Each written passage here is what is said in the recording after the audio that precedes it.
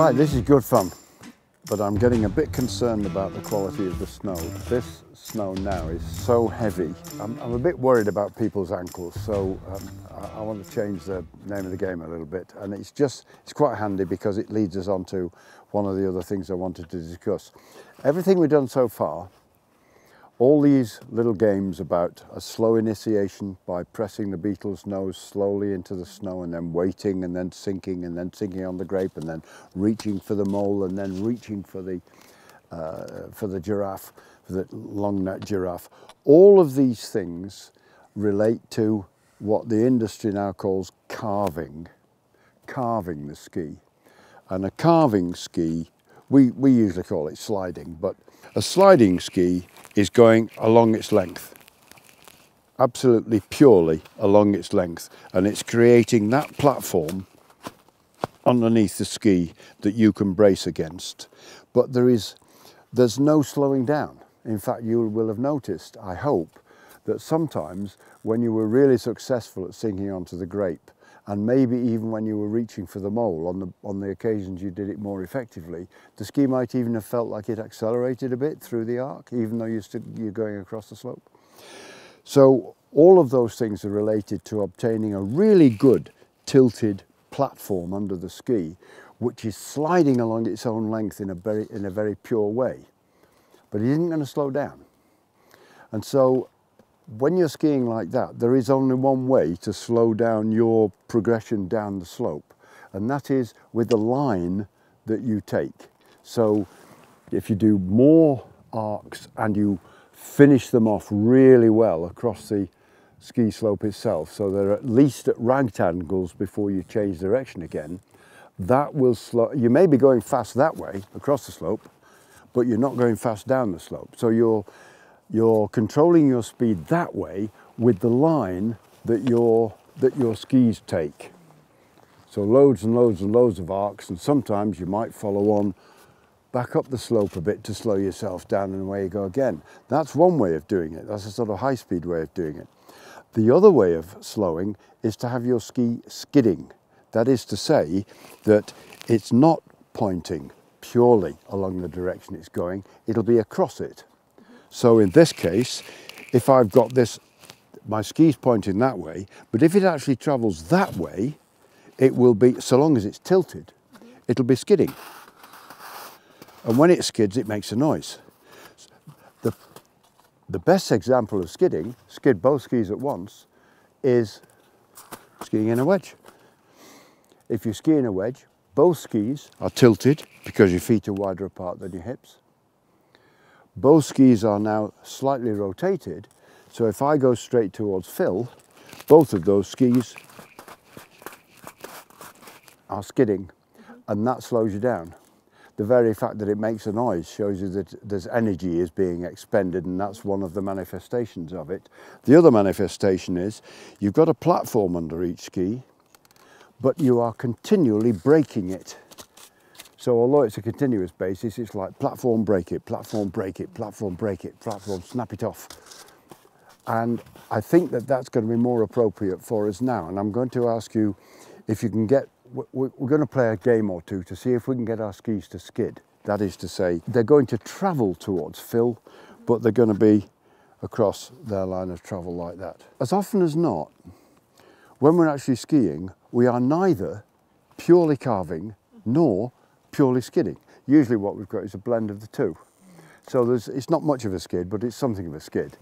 And in that way, we can control our speed with to quite a fine degree. You know, I can slow it down by a mile an hour just by pivoting it across my line of travel very slightly. So this is what I want to have a go at. And I think as good as anything, now it would be just as well to start off in a wedge. Start off skiing in a snowplow and allow yourself to become aware of how this differs from what we've been doing.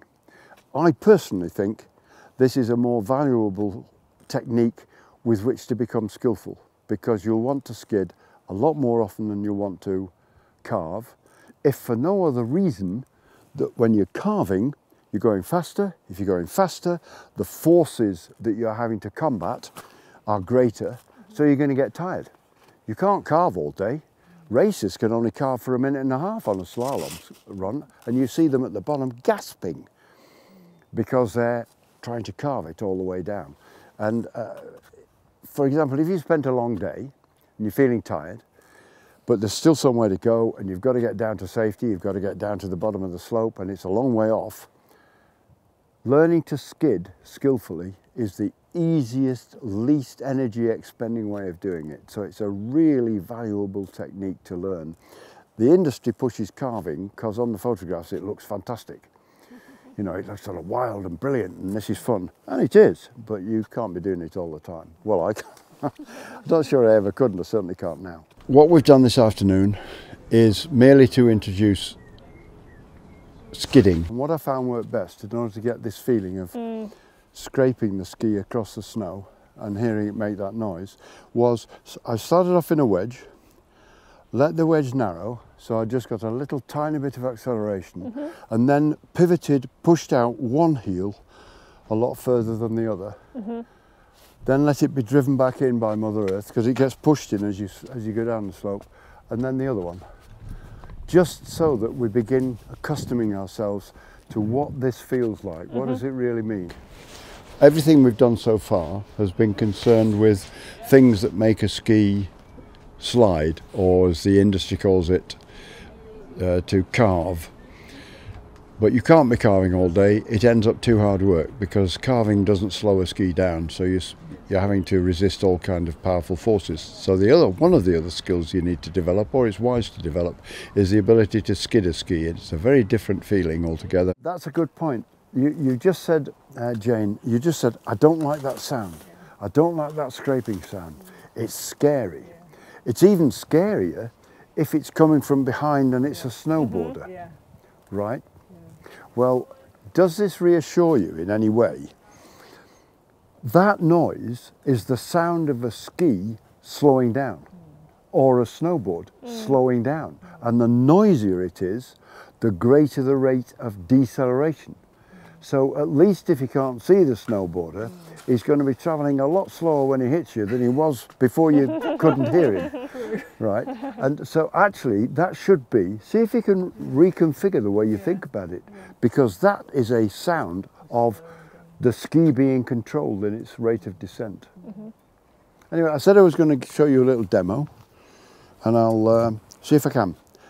This isn't necessarily the way to do it, it's just to give you the general idea, and then you say, okay, I'll have a go at that, and I'll see if I can let the skis get pushed in, then I'll rotate one of them more, just so I get this sense of skidding.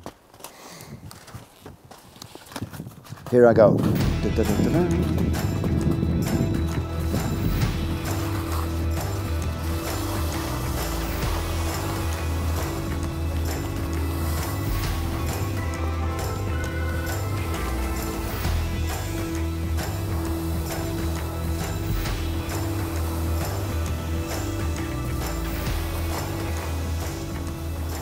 Doesn't feel so natural because you don't do it so often, or I've never done it before really, but it's not too difficult, but the snow conditions probably were fairly difficult today.